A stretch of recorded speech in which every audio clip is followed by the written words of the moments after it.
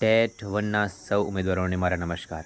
મિત્રો, ફરીથી એકવાર અભિનંદન કે જો આવતીકાલ એટલે કે 9/6/2025ના રોજ ફરીથી ખાસ કરીને સામાન્ય જગ્યા માટેના ઉમેદવારો જે જિલ્લા પસંદગી માટે પુનઃ જઈ રહ્યા છે એવા સૌ મિત્રોને ખૂબ ખૂબ અભિનંદન.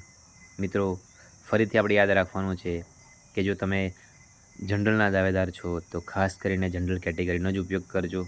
કોઈ પણ જાતના સ્વાર્થ વિના તમને જનરલમાં મળે છે તો જનરલ પર તમારી પસંદગી ઉતારજો. સેકન્ડ વસ્તુ કે સાથે સાથે ઉચ્ચતર માધ્યમિકની પણ ચોઇસ ફિલિંગ પ્રક્રિયા જે છે એ શરૂ થઈ ચૂકી છે.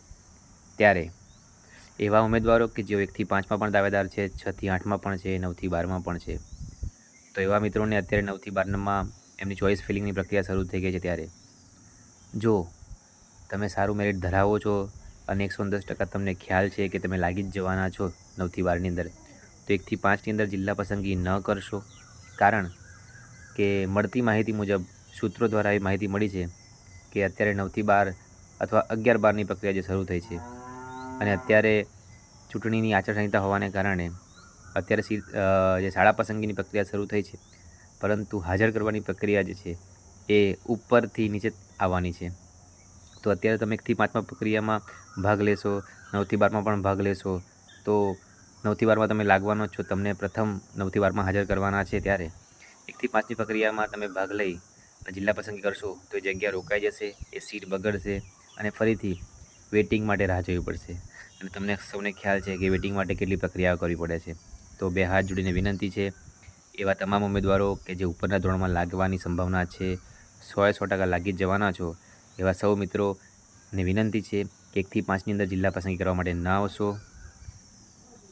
કદાચ એવું કોઈને હોય કે વોટ્સઅપમાં સ્ટેટસ મૂકવા માટે કે મને 1થી 5, 6થી 8, 9થી 12માં નોકરી મળી છે.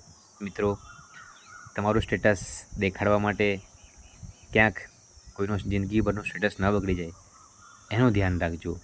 એટલે સૌને વિનંતી છે કે જો તમને ઉપરના ધોરણમાં ચાન્સ મળ્યો છે તો નીચેના ધોરણમાં તમે આવશો નહીં.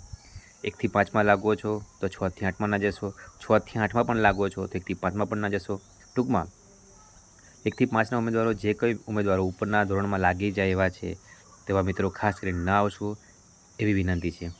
સાથે સાથે એવા તમામ ઉમેદવારો કે જેઓ અત્યારે ચાલુ કોઈ સરકારી ખાતામાં નોકરી કરે છે, સારા એવા વર્ષો થઈ ચૂક્યા છે, તો મિત્રો તમે માત્ર વતનના મોહની અંદર કે અન્ય કોઈ મોહના કારણે ફરીથી જિલ્લા પસંદગી ન કરશો.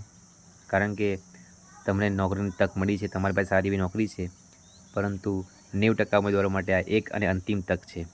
તો કદાચ તમે જિલ્લા પસંદ કરશો તો એમના માટેની આ એક અંતિમ રોજગારીની તક જે છે એ છીનવાઈ જશે.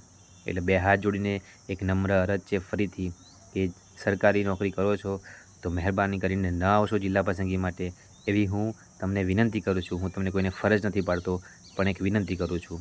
એટલે 1થી 5ની જિલ્લા પસંદગીની અંદર એવા તમામ ઉમેદવારોને વિનંતી છે કે જેઓને કોઈ આગળ સારી તક મળે છે અથવા સારી એવી નોકરી કરી રહ્યા છે, તમે જિલ્લા પસંદગી માટે ના આવશો એવી વિનંતી છે.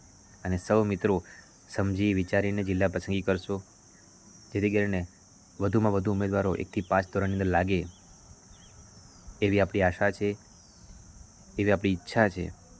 તો સૌ સાથે મળીને સ્વયં સીટના રક્ષક તો બનીએ, પણ બીજા કોઈને પણ તમારા કારણે એક નોકરી મળે, આ નોકરી એના જીવનભરની એનો સહારો છે એ સમજીને સ્વયંની સીટની રક્ષા કરીએ અને બીજાની સીટ પણ બચાવીએ એવા પ્રયત્ન કરીએ.